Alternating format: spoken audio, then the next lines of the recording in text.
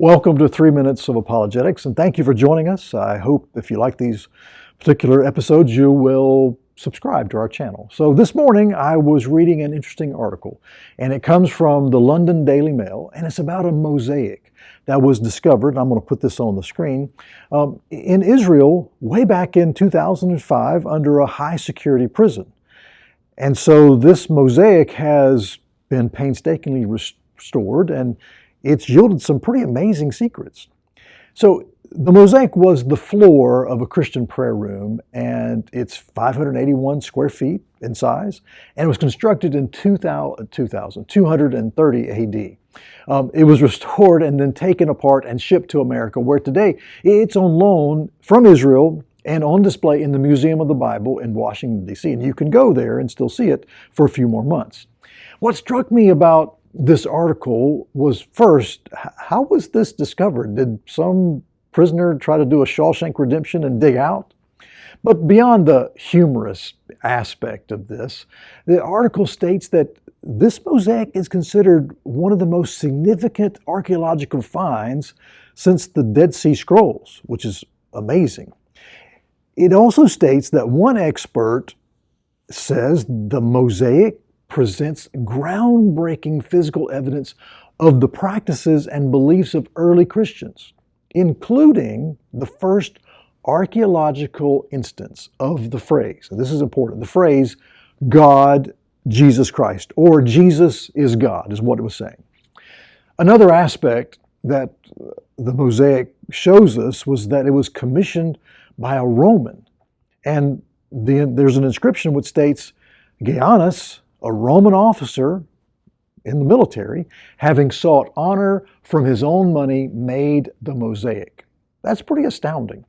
It's another affirmation that there were many Roman soldiers in that day who abandoned their pagan mystery religions of Rome and adopted Christianity, all because they saw the conduct and lifestyle of the Christians who were around them. So this mosaic has another interesting feature or two to show us. First of all, the creator, Brutius, signs his name.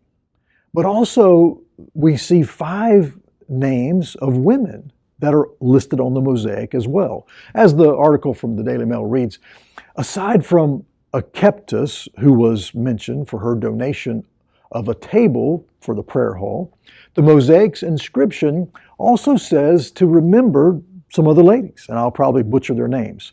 Pramila, Siraka, and Dorothea, and lastly, Cresta.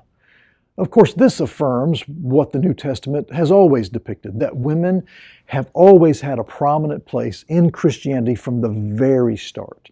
Also, at the center of the floor are fish, which represents the miracle of Jesus feeding the 5,000. Thus affirming that early Christians did not see the accounts of the miracles as legends and myths, but they saw these accounts as being true, and they affirmed them as truth.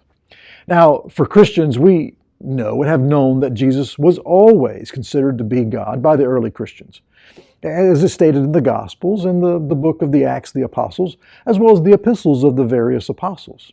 That was not some theological invention of later generations that they came up with Jesus being God, but it's always been believed by Christians. However, it is wonderful to see that this theological truth has been laid down in ancient stone tile under this once unknown prayer room.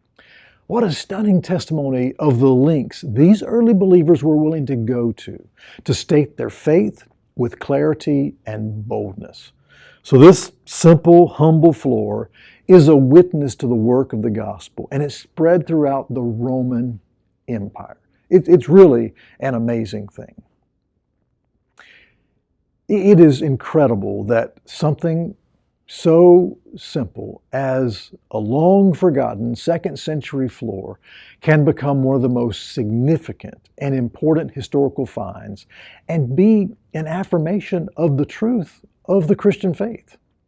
That should help us, because as we go about our work, as Christians, we should remember that just as the Lord took a young boy's lunch and fed thousands of people, and how He is now using this artistic expression of these unknown Christians, He can also use our work to make a lasting impression and a great testimony to the truth of the gospel. Who knows in days to come what He will use your testimony to do.